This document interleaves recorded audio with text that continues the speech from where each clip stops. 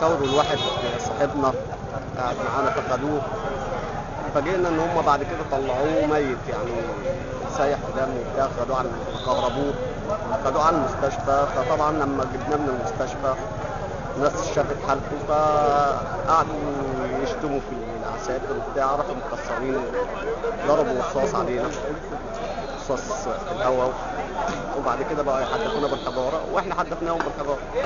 حصل اشتباك ما بين قوات الجيش من جوه في حادثه طوب على المعتصمين بره، والمعتصمين رد عليهم بضرب طوب برضه، وبدات الحكايه على كده لحد ما احنا فوجئنا برضه لحد دلوقتي لحد الساعه 6 الصبح ان هم شغالين بيحدفوا علينا طوب من فوق مبنى مجلس الشعب، اعلى مبنى في مجلس الشعب بيحدفوا علينا طوب من فوق،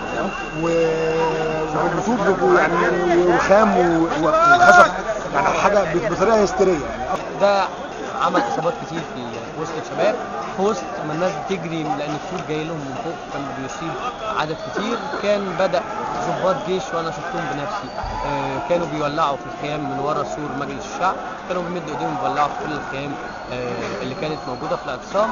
ومن هنا بدات الاحداث يعني تتصاعد لغايه لما وصلت لغايه دلوقتي. لسه الوضع مستمر، بيحدفوا من فوق.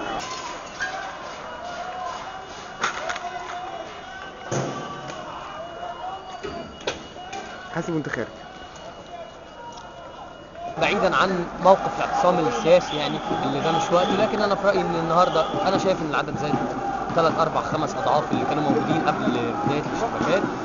في رايي الناس هتستمر في الاعتصام، وفي رايي المكان الافضل اللي احنا لازم نرجع له هو شارع مجلس الوزراء الثاني، ونفضل قافلين الشارع بما ان انت يعني قمت بالاعتداء بالشكل ده على الناس عشان يفضوا الاعتصام، فاحنا مش هنفض الاعتصام.